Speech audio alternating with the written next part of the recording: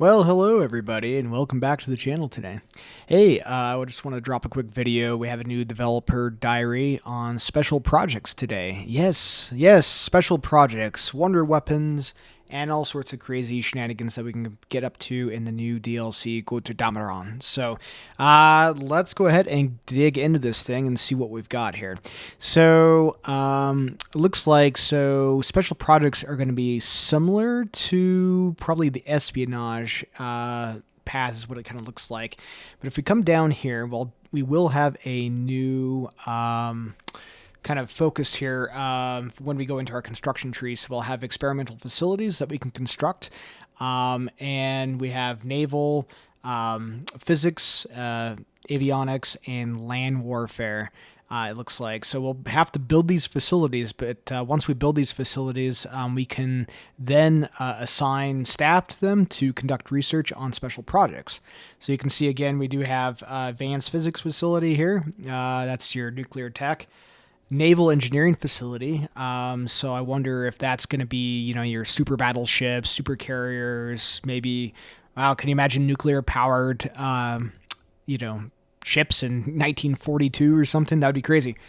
We have aerodynamics and avionics facility here, so that's going to be your rockets and rocket-propelled weapons and jet fighters and all that kind of cool stuff.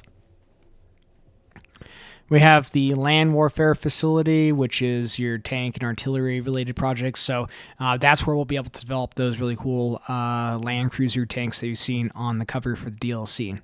So you can see here, we do have to choose an area to build our facility, and it does have a unique model now, which is pretty cool. I like that. And then once we have a facility, then we have to assign, a head researcher for that facility. And it's pretty cool. So it looks like it'll be specific. So obviously, in the US here doing physics, Robert Oppenheimer, pretty cool. So you'll see that it does have its own special projects half button here. So research and special projects are combined. If you click left on the tab, it's going to take you right into research slot just like it normally would. And then you'll have an option where you can switch between the two slots like this. However, if you right click of your mouse button on that tile up here, now on the main, it's going to take you directly into the experimental facilities slot here. And you can see we've got a few things here to dig into. We've got a couple facilities for the US player in this example.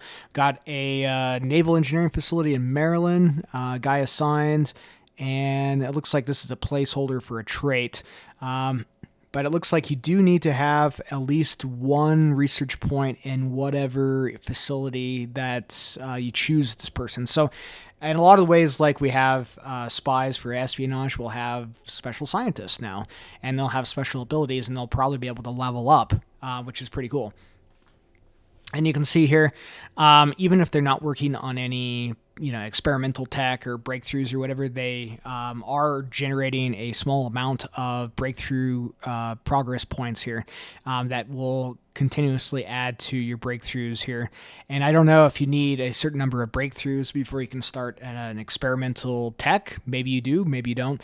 But that's pretty cool. Or maybe you get a boost to research slots or something, which is pretty cool in its own right. So even if you don't want to research experimental tech, these guys can still be super useful, and it'd be super useful to build these facilities regardless. So, so it looks like, once you've gotten a breakthrough, you can use it to start a special project. So I answered my own question there for among those that are available. So basically, it says here, regular technology research will give you the chance to start specific special projects. And you focus your research on air technologies will be quickly generate breakthroughs in aerodynamics and avionics. So pretty cool stuff. I do kind of like that approach. It's going to fundamentally change pretty much everything when it comes to research in a lot of ways here. We can see another example here. Looks like a German example. So we have a land warfare facility and the jet facility.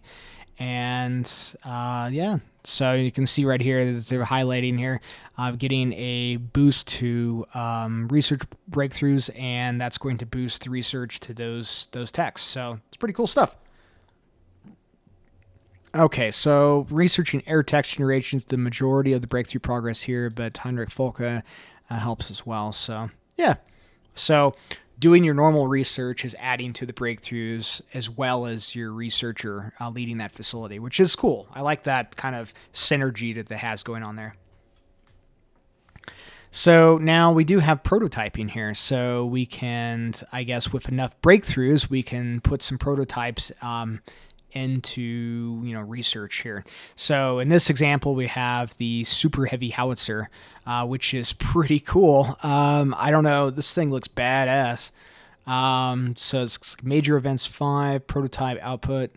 Okay, so event 5. So I have to imagine this is going to play out a lot of maybe how the espionage missions would go, where you have to have a certain number of completed missions, or in this case, breakthroughs, to get the blueprints to even start to put this thing into production. Or maybe it's simply this is to get the templates, and then you have to research the template through the normal research process.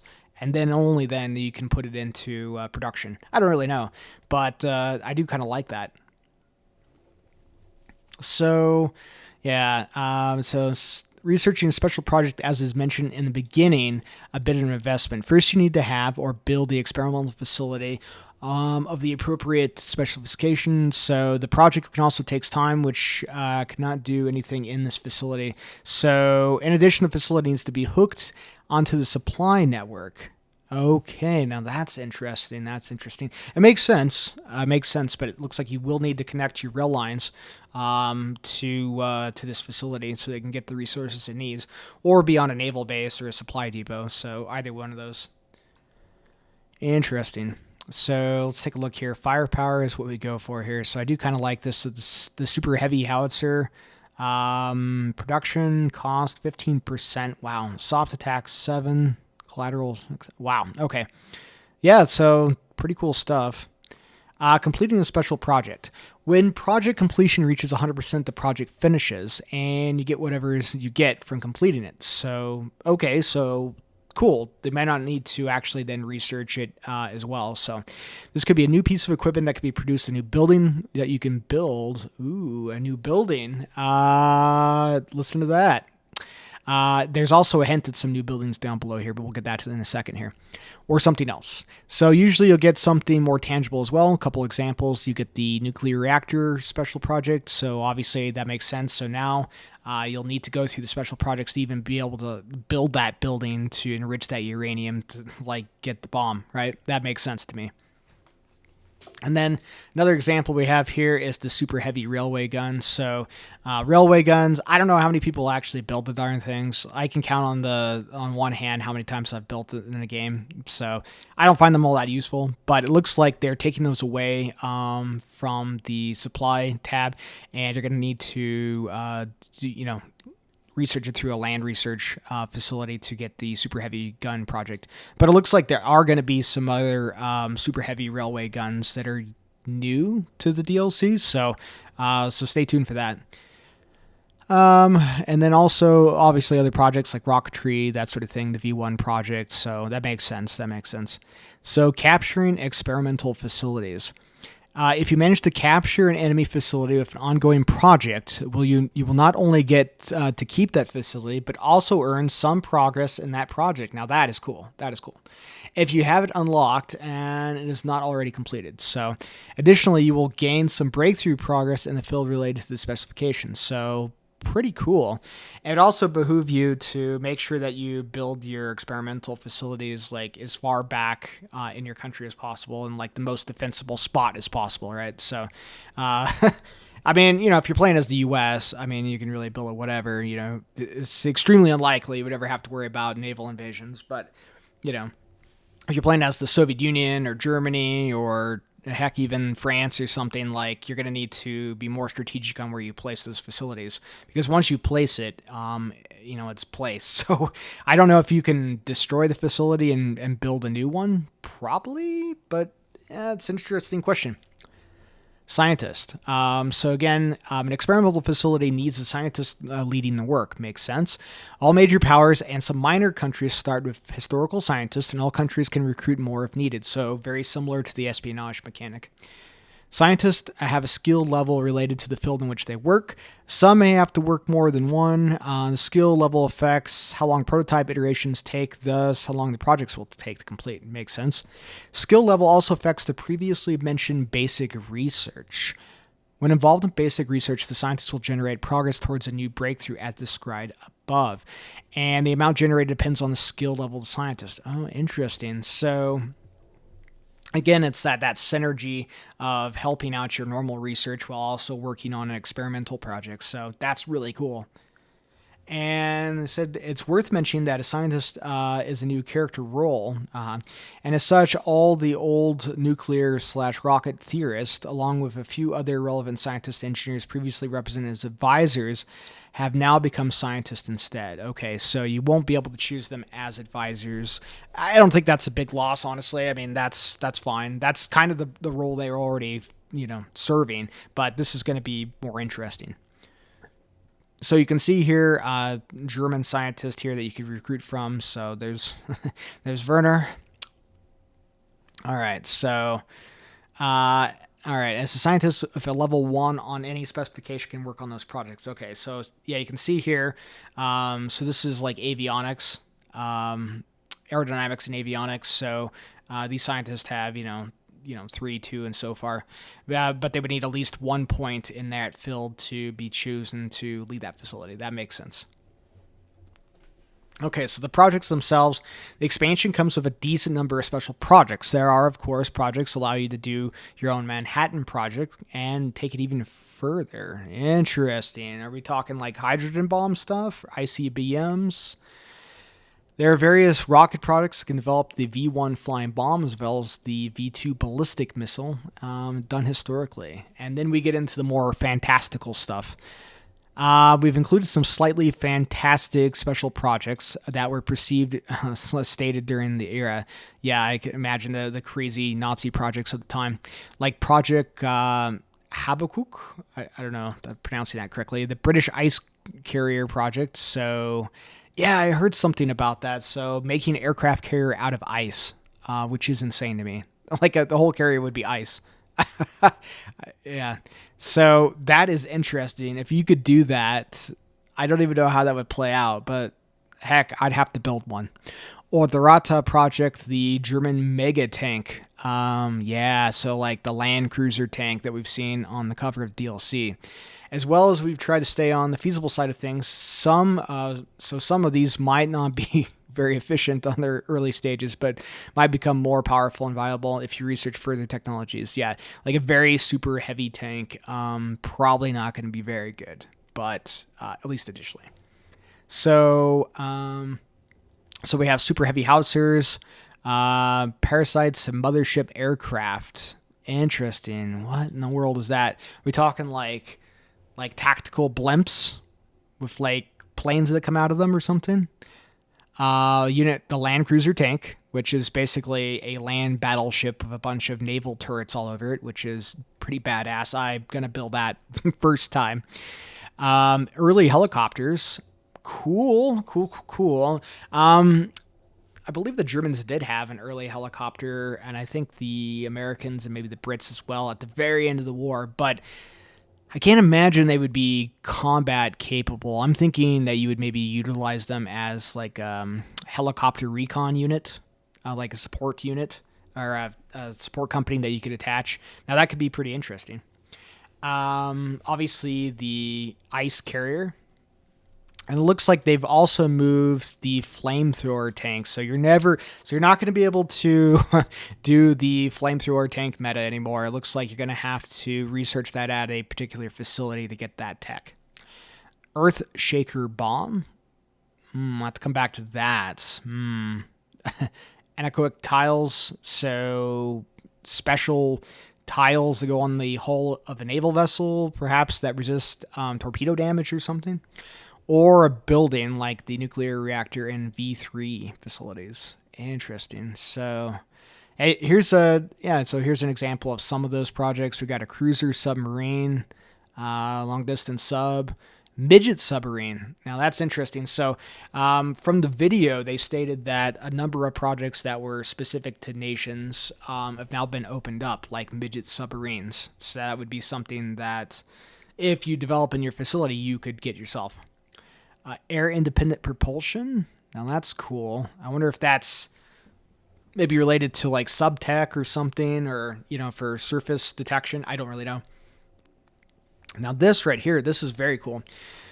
So this is one of the special abilities that you could research at a naval facility would be underway replenishment, which unlocks a new feature that the Naval Task Force can now use. So if you research that, you'll get this button, and this is cool. So your ships won't have to go back to dock to refuel. Convoys will actually come out and meet them to resupply them. Now that's interesting. That's really cool. That would super extend the range of your fleets. That's crazy. So I'm thinking about the Pacific War. You could have naval vessels that go all the way across. They have range that goes all the way across the entire Pacific, because hypothetically, if you had convoys and they were going unmolested, you could get resupplied by them. That's crazy. And here's some examples for the land warfare facility. Flamethrower tank. Yep. What is this? Military engineer vehicles. So maybe like bridging vehicles or something where you can build bridges or something. Very cool. Here's that land cruiser tank. Definitely not made by Toyota. And yeah, this thing's going to be a behemoth. I don't even know what that, the idea behind it, if you read some up on the lore behind it, is effectively a land battleship on tracks. So a hull made of the hull that you would put on naval vessels with naval turrets on it. Basically, it would be impervious to bombing and all but most anti-tank, and certainly most tanks or all tanks on the field at that time. So this thing would be a behemoth. So stronghold network, that almost looks like bunkers. I don't know. Are bunkers going to be a thing? Maybe now. I know they said they were going to be updating how urban warfare plays out and making it more challenging, more difficult, if that's what we want. So maybe bunkers will be a thing. And we have the V3 multi-charge large caliber gun. So this thing is pretty cool. Look at this thing. So it's not a rocket as such, but it is a giant gun emplacement that you could put in that will send a round at supersonic speeds, large distances to do strategic bombing. So the example down here you can see. German player is using these high explosive grenade rounds to target southern England here. That's crazy. And there'd be no way they could shoot those down. So I wonder how much damage they would do. Okay, so here's some changes to the old content. There's been changes to the tech tree. We've added new techs, most of them invisible at game start, unlocked by special projects. Some previously existing technologies are now hidden at the game start and unlocked via special projects. Okay, that makes sense.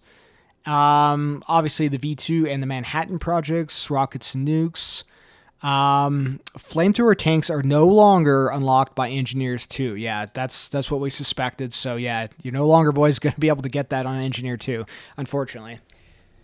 Cruiser and midget submarines, previously only available to specific countries, will now be a thing that you can research. Super heavy railway guns now differentiate between normal railway guns and insane, much bigger ones like the Schwerer, Gustav, and the Dora. So I wonder if they're going to... Okay, so this is obviously the railway gun currently that we could, construct. And you have to research through the research tree. And then this would be the super heavy railway gun. So let's go ahead and compare this. So obviously manpower is 500 more. It's a little hard to see here, but I'll try to break it down. So Bombard's 25. Bombard is 40. Holy hell. Reliability 80. What's 70, so less reliable. Range is... Where's range? I don't see range. Just bombardment. They don't have range on here. But now this gun has a range of 2 kilometers, which that is crazy. Wow. 1,600 production IC for that gun. That's crazy. But not as much as I would have thought, honestly. Okay, so word about rockets. So the V1s are classified as flying bombs. These work similar before, but the rocket bases themselves have changed somewhat. The V2s, however, are now classed as ballistic missiles. Ballistic missiles use another type of air mission. They're not affected by anti-air. Well, that makes sense because, they're going at ballistic speeds, So good luck trying to shoot that thing down. No one during World War II era had the capability to knock these rockets out, so that is something for later. Interesting, yeah. So really beefing these guys up.